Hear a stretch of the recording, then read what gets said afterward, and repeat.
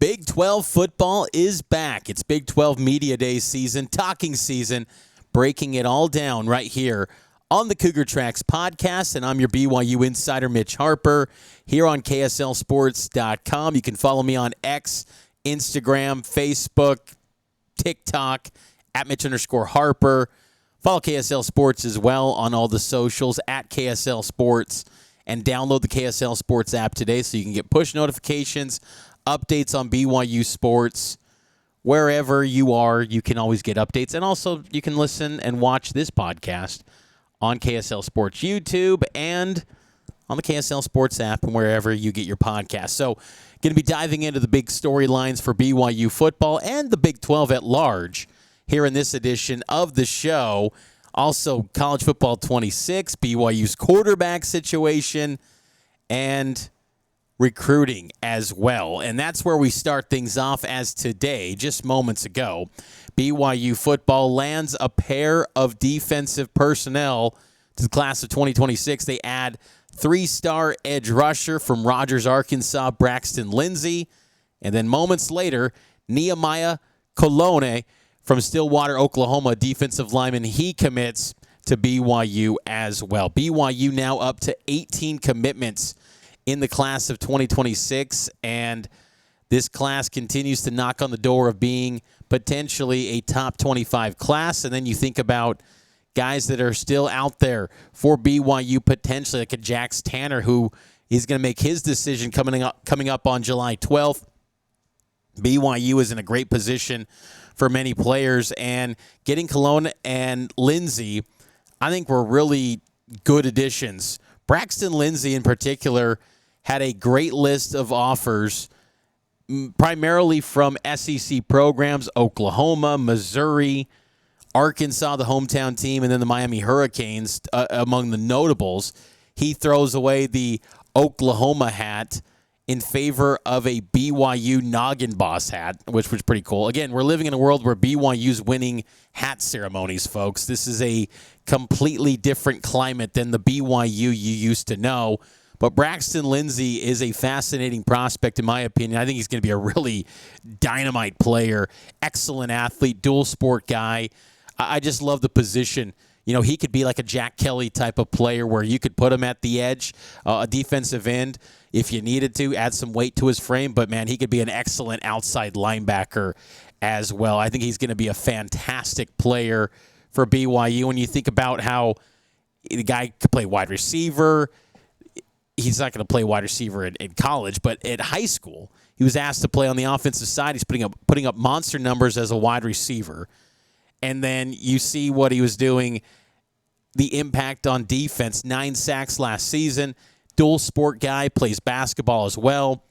I think this is an excellent addition. And to go into the state of Arkansas, where it's a long ways from home, and I know that in this climate, the location of where a player isn't as significant as, say, 20, 30 years ago.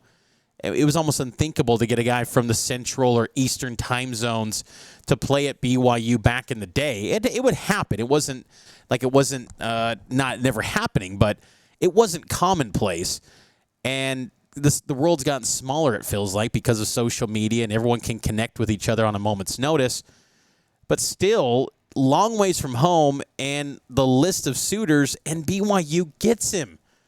Again, it's a new world for BYU football, and still they're outside the top 25 in this recruiting class, number 27 as of today in the 24/7 Sports Composite. But BYU is doing some great things on the recruiting trail, and I think one of the underrated pieces to the success on the recruiting trail right now for the Cougars, the significance of recruiting informing preseason thoughts, rankings going into a year. Now, look, you let it play out on the field. We know that. I understand. But as we've seen, and you're going to see it here this week, the Big 12 sometimes gets overlooked. And it's been a league last year, Arizona State, BYU, they were kind of overlooked because, well, they didn't have the team getting off the bus that had all the recruiting ranking, the glamour that warranted, the preseason hype. the lofty expectations. They exceeded everyone's expectations. I understand that. But when you have heralded recruiting classes that are top 25 and you do that multiple years and then in a 4-year window, you're going to be a team, even if you haven't been winning at the highest clip with recruiting rankings, with continuity of 8, 9 wins each year, maybe 10 if you can become that sort of program. Every year it'll be plug and play. You're just in the preseason top 20 of the ESPN FPI or the advanced metrics. So then going into a year, the perception is already on your side. And look, I hope we get to a world where college football is not like that anymore, where hopefully it's just a clean slate every single year, especially in the transfer portal era where it's just harder to forecast year after year. But these recruiting rankings, people can say it's not that big of a deal, but it is a big deal. And I understand that these guys still got to perform. BYU's had some talented recruiting classes in the past, and many of which didn't amount to much. And some of their quote-unquote bad recruiting classes, like 2018, produced a number 2 overall pick and had some really talented football players. So it's an inexact science, but I do believe the recruiting rankings are getting closer to, being really spot on. And these are all going to be players that when they matriculate onto campus, whenever they do, they're going to be players that are looked upon to compete right away. And I think that's a different barometer, too, for how BYU has evolved in the Big 12. When they were an independent program early in Kalani's tenure, they swung big early on when he first took the job in 2016. But it was still a developmental program. And look, there's still going to be development involved. The Braxton Lindsey, Nehemiah Kolone, 3-star prospects. You got to develop them and maximize their abilities. But you're getting guys that step onto campus and you think they can compete rather than, okay, let's get them on campus. Let's add 50 pounds to their frame if they're a lineman and turn them into something. That's what BYU was doing a lot of in Independence.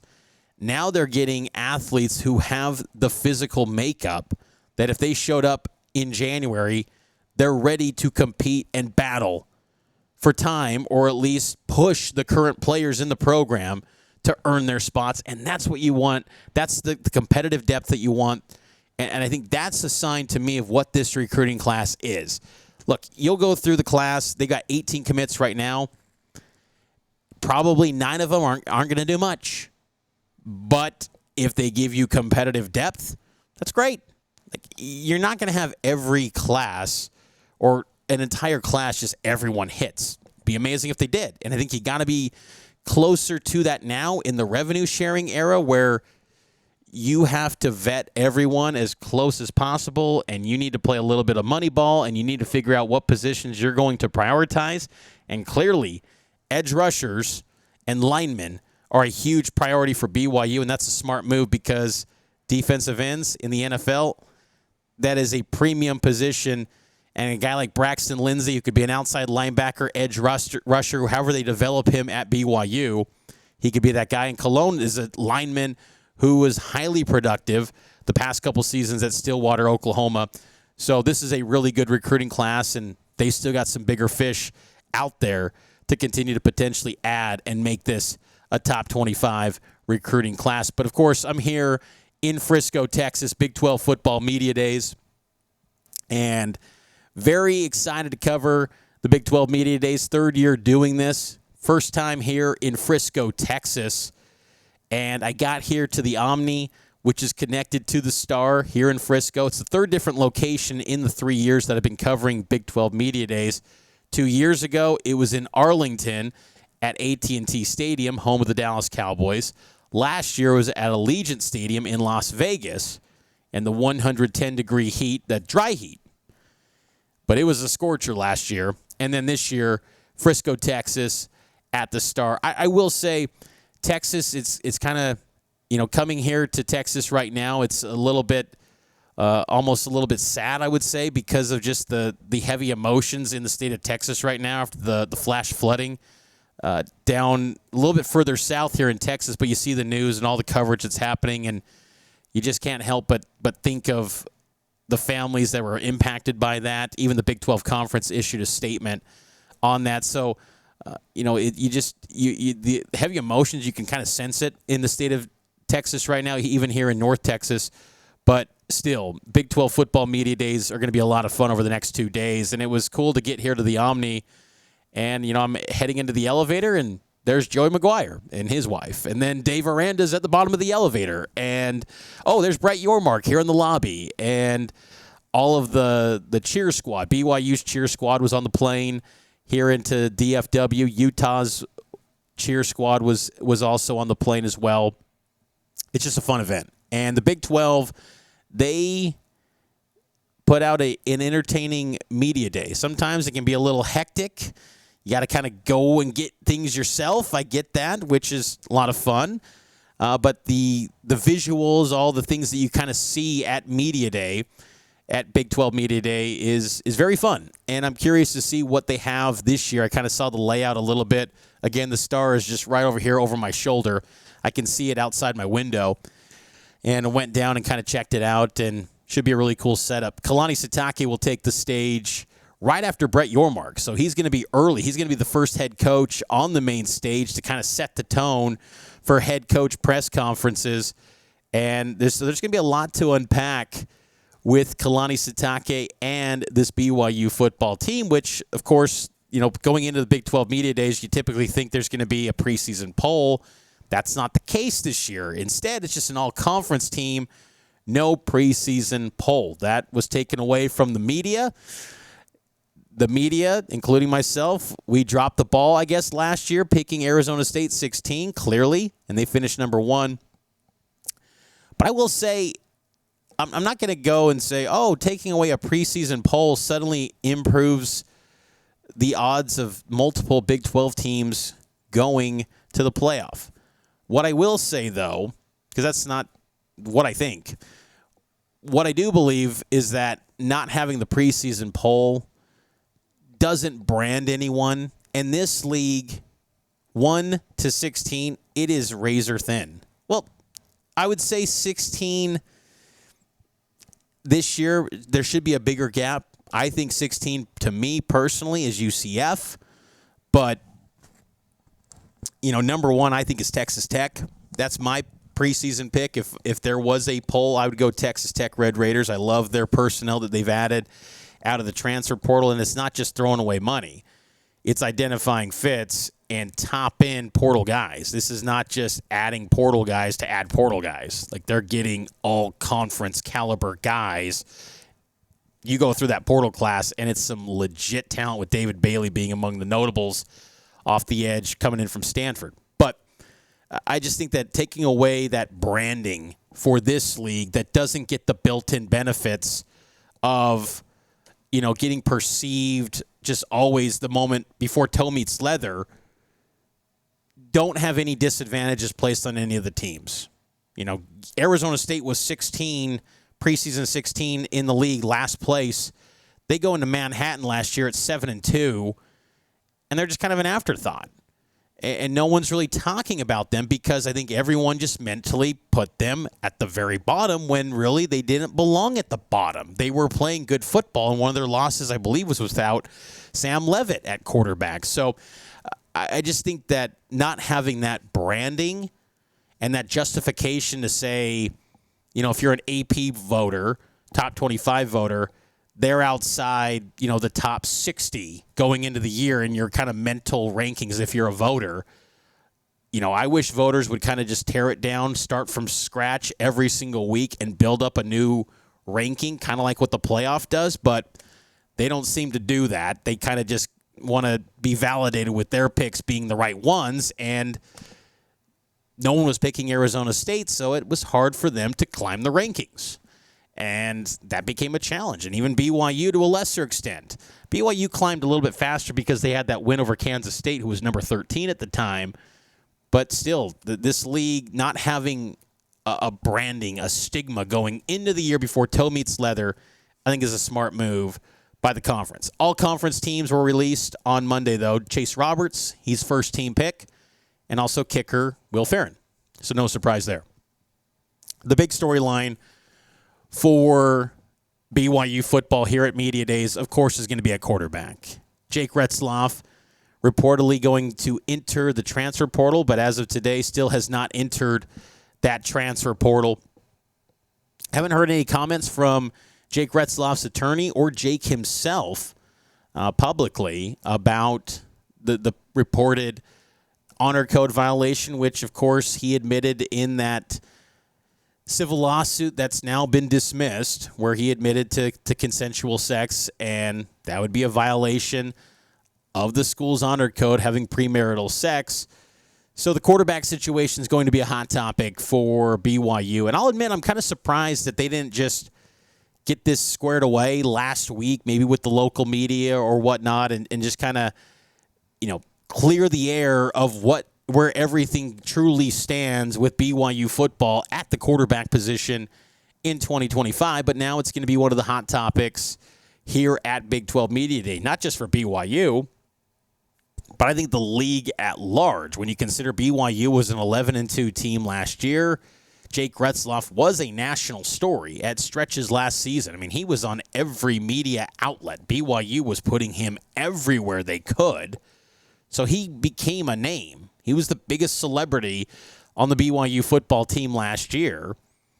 And now, where does it stand? Where are they going to go with this quarterback position? Or is anyone going to kind of speak on the record? I think that's the thing where everyone wants to kind of really hear from Kalani Sitake, his thoughts on the matter. BYU has basically pointed to its statement back on May 21st that the school issued as to their thoughts on the matter. BYU has a rule where they don't discuss publicly honor code violations, but to me, with Jake being such a public, well-known figure, this isn't just some student that no one knows, and everyone should be treated equal. And I think that's one of the great things about the honor code is that they do not give any special treatment to just athletes. At least, when it becomes public, it's going to, have a situation where they're going to act accordingly. But to me, I think you got to, comment on it. And I'm curious to see what Kalani Sitake's approach is on Tuesday here at Big 12 Media Day, because every media member, whether it's national, local, team-specific reporters, when they're talking BYU, it's going to be focusing on the quarterback position. And the quarterback position in college football is so big no matter what, in the sport of football, period. But this year in the Big 12, it's an excellent class of quarterbacks, I believe. It's the best by far since I've been covering the Big 12 the past handful of years.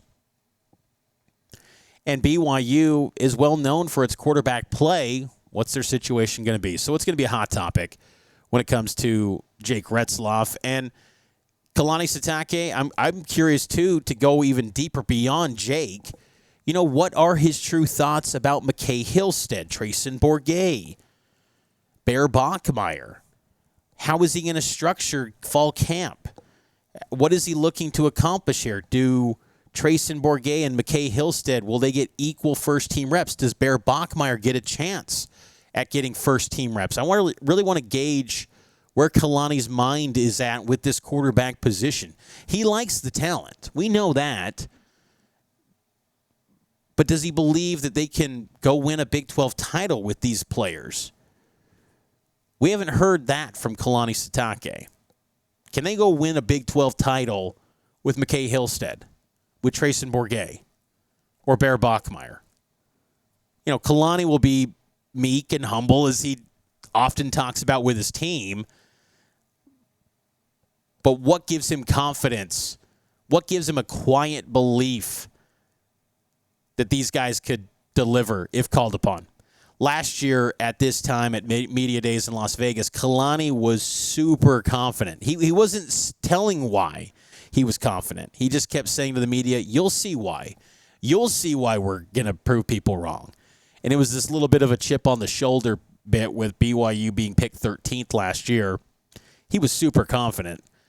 Does he have that same confidence this year with the quarterback position? I feel pretty confident he's really confident in the defense. Defense is going to be really good.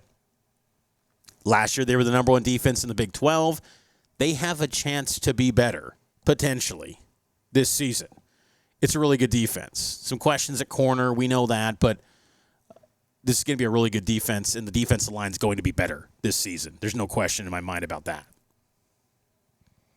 So quarterback's going to be all the rage for sure for BYU football at Big 12 Media Days. I think some other big storylines too, and this goes into the Big 12 at large, but BYU football as well. I think Keanu Tanavasa will be a storyline, moving from Utah to BYU. I think definitely the local media will hit on that, and we've discussed that with Keanu, back in spring ball and in the winter. I've had multiple conversations with him about that, and he's expressed his close relationship with not only Coach Puuha, but Coach Kalani Sitake as well. I love the tidbit that he told me about, his close relationship with Kalani. Kalani shared a story on signing day about, there was that video that some fan posted on X saying, it's kind of interesting that after the BYU-Utah game, Kalani goes to Carson Ryan and Keanu Tanavasa. And Kalani, unprovoked, addressed it to boosters on signing day. And he explained why he went to Keanu Tanavasa, and he explained how he thanked Keanu Tanavasa for helping his son, KK, give him lessons about getting baptized, the importance of baptism. KK was not a member. He was well past the age of 8. He had not chosen to be baptized yet. Kalani gives his kids the chance to choose whether or not they're going to be baptized or not. And Keanu Tanavasa was serving in the state of Utah on his Latter-day Saint mission. And lo and behold, he sees KK Sitake as a kid that could potentially be baptized. There's an opportunity there to have discussions, and Keanu couldn't believe it. And he explained that, he had the chance to talk with KK about the importance of baptism and things like that. And you'd have to go listen to the full interview. I don't want to misquote Keanu, but that relationship got enhanced between Keanu and Kalani Sitake, and then, of course, the connection with Coach Puuha, and then you just add on top of that BYU was competitive in the NIL space. It's a great story. And then you go from Utah to BYU. That adds another layer of intrigue to Keanu Tanavasa, and all eyes are going to be on him on BYU's defensive line. So I think he's going to be a storyline. I think Chase Roberts, being first team all Big 12, he's going to capture some interviews and interest, I think, from the Big 12 media. But I think for league-wide, though, the college football playoff, Brett Yormark's been very vocal about the 5+11 model. Is that still the move? After more thoughts and feelings coming out of Big 12 spring meetings, about a month and a half ago in Orlando, do they still think 5+11 is the way to go? I'm curious to get coaches' thoughts. I'm also curious to talk to Big 12 coaches about the recruiting in the league. We opened the show with BYU's recruiting efforts and the successes that they're having on the recruiting trail. But the league at large is seeing an uptick in high-profile guys. Texas Tech gets 5-star Felix Ojo, offensive lineman. This league is landing talented players, high-end prospects. And I think they're having a lot more success on their recruiting trail than many believe they would when Texas and Oklahoma left for the SEC. And I'm curious to ask coaches what their thoughts as to why that's happening. Is it solely just revenue sharing? Is it just money? What's changing the game to where a Texas Tech can go get 5 stars, where a 5-star quarterback goes to Houston, a 5-star quarterback goes to BYU?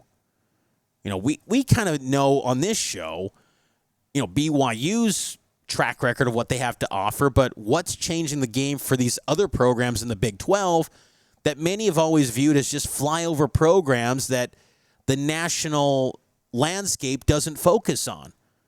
What's giving them the chance to now get 5 stars and 4 stars and top, 300 prospects? Because you're seeing more of those guys take a hard look at the Big 12. So I'm curious to discuss that with some of the coaches. And I also want to ask, too, what's the identity of this league? after 1 year. 16-team iteration of the Big 12. What's kind of the calling card of this league? I think everyone from a cliche Big 12, unpredictable, it's just the canned talking lines in this, the national narrative on the league will always be just it's unpredictable. And I said earlier, I understand that. It's a thin margin between 1 and 16. I get that. But they'll also then say, well, it's just an offensive league, crazy video game numbers, blah, blah, blah, blah. I feel like there's a lot better defense in this league than people give them credit for.